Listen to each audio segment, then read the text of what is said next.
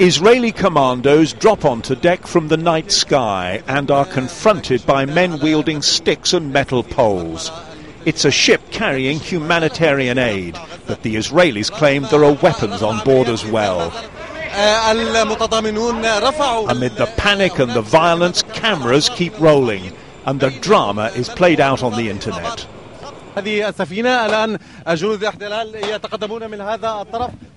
one person has just been hit in the head by a bullet. I think he may die if he does not receive medical treatment immediately. Another person being taken past in front of me right now. This is in international waters, not Israeli waters, not in the 68-mile exclusion zone. We are being attacked in international waters completely illegally. There are still sounds of live fire despite the white flag being raised.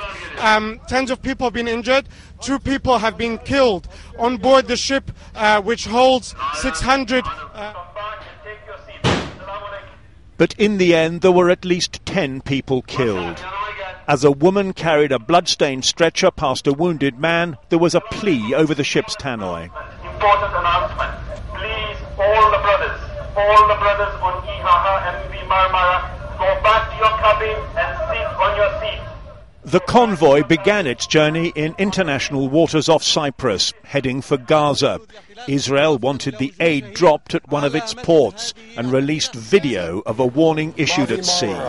You are approaching an area of hostilities, which is under a naval blockade.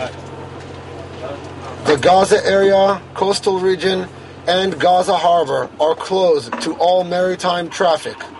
Activists say there were at least 40 Britons on the convoy of 6 ships, but it's not known if any are among those killed or wounded.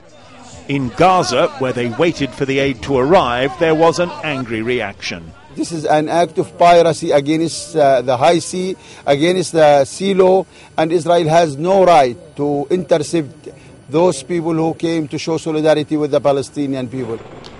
As Israeli helicopters ferried the injured to hospital, both soldiers and activists, the Israelis claim the convoy was a premeditated and outrageous provocation. The organizers' intent was violent, their method was violent, and the results were unfortunately violent. Israel regrets any loss of life and did everything to avoid this outcome. There was a furious reaction in Turkey, whose flag was being flown by ships in the convoy. Crowds tried to storm the Israeli embassy in Istanbul.